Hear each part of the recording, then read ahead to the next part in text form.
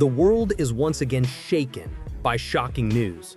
According to Reuters and analysis cited by the War Zone, the United States is reportedly considering military options against Venezuela.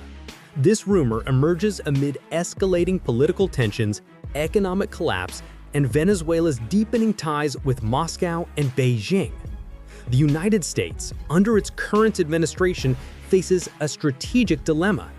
Venezuela is not only the nation with the world's largest proven oil reserves, but also a critical partner for Russia and China in the Western Hemisphere. If Washington is indeed preparing for a strike, this is no mere regional dispute. It is a clash of global geopolitics. U.S. military sources reported by Newsweek suggest Washington is weighing strike options against drug-related targets inside Venezuela within weeks. At the same time, satellite imagery shows a U.S. Navy strike group operating in the Caribbean, inching closer to Venezuelan waters. Meanwhile, Reuters reports that Venezuelan President Nicolás Maduro has signed a security decree, granting himself extraordinary powers in the event of military intervention, valid for 90 days. Tensions escalate further. According to The Guardian, Vice President Delcy Rodriguez declared that Maduro is prepared to declare a state of emergency should the U.S. launch military aggression. Around the same time, claims surfaced that the United States struck Venezuelan vessels alleged to be drug smugglers, with one strike killing 11 people. In August 2025, President Trump authorized the Pentagon to target drug cartels in Latin America, while intensifying U.S. naval presence in the Caribbean. On September 2, a U.S. strike on a Venezuelan speedboat alleged to be trafficking narcotics resulted in 11 deaths. In the following weeks, Washington carried out additional strikes on suspicious vessels while deployments of warships and combat jets grew steadily in the Caribbean. Venezuela responded by mobilizing additional military forces, reinforcing troops along coastal and border zones. And Venezuela sits at the front line of a geopolitical divide. It holds some of the world's largest oil reserves and maintains close ties with Russia and China. In recent years, Maduro's government has been accused by Washington of involvement with the so-called Cartel de los Soles, with some elements designated as narco-terrorists. Yet analysts question whether Venezuela's role in global narcotics is truly as significant as portrayed. According to Time, Trump's declared war on narco-terrorists is risky, ineffective, and based on shaky justification. Still, for U.S. decision-makers, the campaign represents both a domestic political opportunity and a signal of strength, proof that Washington is tough on threats. Historically, the idea of a U.S. invasion of Venezuela has surfaced multiple times, including during Trump's earlier presidency, but was never realized. According to Newsweek, the USS Iwo Jima, a Wasp-class amphibious assault ship, forms the core of the U.S. strike group in the Caribbean, supported by Arleigh Burke-class destroyers and Ticonderoga-class cruisers. These ships are armed with Aegis missile defense systems, Tomahawk cruise missiles, and Standard missile interceptors, giving Washington the ability to project firepower deep into Venezuelan territory within minutes. U.S. Navy deployments also include amphibious ships carrying Marines, fast attack submarines capable of launching cruise missiles, and aerial reinforcements.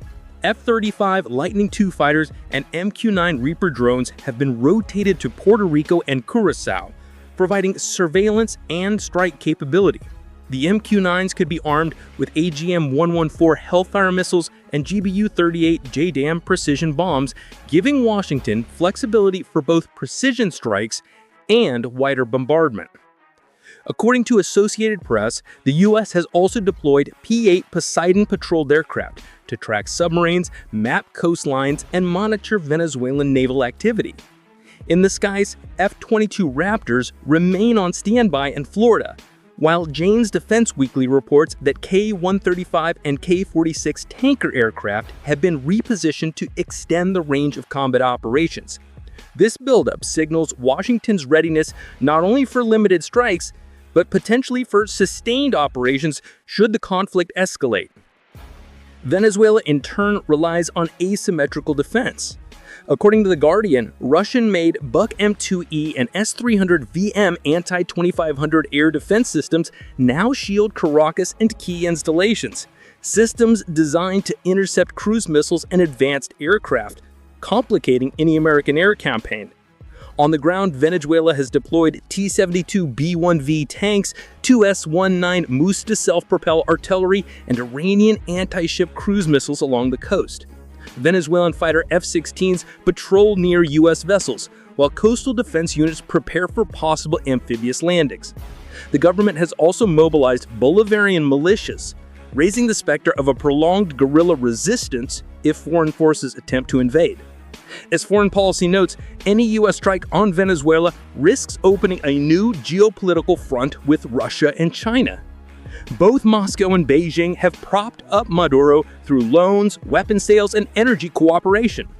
The presence of Russian contractors in Venezuela adds further risk, raising the possibility of direct clashes with Moscow's personnel. Russia has previously deployed Tu-160 nuclear-capable bombers to Venezuelan bases, signaling its willingness to challenge Washington close to home. China, heavily invested in Venezuelan oil, would likely condemn U.S. actions at the United Nations, while deepening its financial and diplomatic backing for Caracas. Regional responses would also vary. Cuba, Nicaragua, and Bolivia would align themselves with Venezuela, framing the confrontation as another chapter of U.S. imperialism in Latin America. Colombia and Brazil, close U.S. security partners, would brace for instability along their borders, fearing refugee flows and possible spillover of violence. NATO allies in Europe would remain cautious. Their primary focus is still on deterring Russia in Eastern Europe, and many would oppose Washington opening a second confrontation. Strategically, Washington may view this as a limited strike, precise strikes against narcotics networks designed to send a political message. But history warns that small wars can spiral into larger conflicts. The war zone cautions that once Tomahawk cruise missiles are launched, escalation is notoriously difficult to control. One miscalculation, a misfired missile, civilian casualties, or a clash with Russian personnel could transform a limited strike into a regional war. The economic consequences could ripple across the globe. Oil prices may skyrocket as Venezuela remains a significant exporter to Asia, particularly China and India. Inflationary pressures could hit already fragile economies, while supply chains face further disruption. For Latin America, instability in Venezuela could fracture the region into pro-US and anti-US camps, echoing Cold War divisions. Colombia, Brazil, and Caribbean nations would face refugee waves, while Mexico and the United States would likely confront a new humanitarian challenge at their borders. Domestically, Washington's decision carries enormous political risks. Supporters may view decisive action as strength and leadership, while critics will denounce it as reckless adventurism reminiscent of Iraq or Libya. In an election cycle, the optics of military power may influence voters, but the long-term consequences could prove far costlier than anticipated. The shadow of history looms large. Since the rise of Hugo Chavez in 1999, Venezuela's relationship with the United States has been marked by hostility and confrontation. Chavez denounced Washington as an imperialist power and forged alliances with Cuba, Russia, and China. Under Maduro, these ties deepened, even as the country's economy collapsed under corruption, sanctions, and mismanagement. Once one of the wealthiest states in Latin America, Venezuela plunged into hyperinflation, shortages, and mass emigration. Millions fled the country, destabilizing the region. Now as Washington contemplates military strikes, the ghost of past interventions return.